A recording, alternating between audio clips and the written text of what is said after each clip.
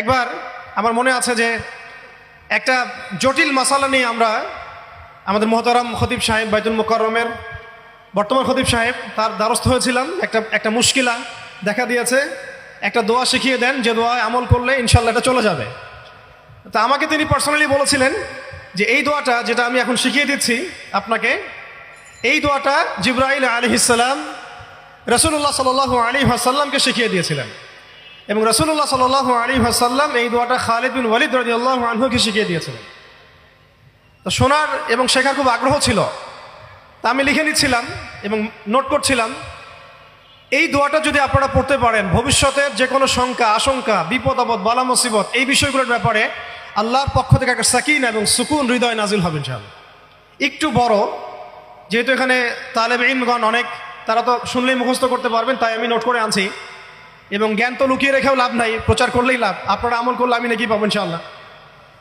তো এই দোয়াটা হচ্ছে আউযু বিকালিমাতিল্লাহি তাম্মাতিল্লাতি লা ইউজাবিজুহুন্না বাররুন ওয়ালা ফাজির মিন শাররি মা খালাকা ওয়া যারআ ওয়া বারআ ওয়া মিন শাররি মা ইয়ানজিলু মিনাস সামাই ওয়া মা ইয়ারুজু ফিহা ওয়া মিন শাররি মা যারআ ফিল আরদি ওয়া মা ইয়াখরুজু মিনহা ওয়া মিন শাররি ফিতানিল লাইলি ওয়ান নাহার ওয়া মিন শাররি তাওয়ারিকিল লাইল ইল্লা তাওয়ারিকান ইয়াতরুকু বিখাইরিন ইয়া রহমান। এই দোয়াটার উপর আমল করতে থাকেন, দেখেন ভবিষ্যতের আশঙ্কা দূর হয়ে যাবে ইনশাআল্লাহ। আমাদের শ্রদ্ধেয় আলেম, বরেণ্য আলেম আল্লামা তাকি উসমানী সাহেবের যে কিতাব আছে তাসাউফ এবং আত্মশুদ্ধি, এই কিতাবের মধ্যেও পাওয়া যায়। এবং তার ভাই রফি উসমানী সাহেবের একটা কিতাব আছে, সেখানেও এই কথাটা, একই কথাই আছে যে একজন তালেব ইলমকে বা একজন আল্লাহকে চাহানেওয়ালা একজন ব্যক্তিকে এই 4টা গুণ হাসিল করতে হবে। জীবনের উদ্দেশ্য ঠিক করার পরে যখন আমরা ইলম অর্জন করতে যাব, তখন এই 4টা গুণ হাসিল করার চেষ্টা করবো ইনশাআল্লাহ। আল্লাহ পাক সবাইকে তৌফিক দান করেন। প্রথম গুণটা হচ্ছে শুকর, আল্লাহ পাকের শুকর আদায় করা। এটা এত বড় একটা গুণ যাকে আল্লাহ রাব্বুল আলামিন কৃতজ্ঞতা স্বীকারকারী অন্তর দিয়েছেন, সে হচ্ছে পৃথিবীর ধনী মানুষ।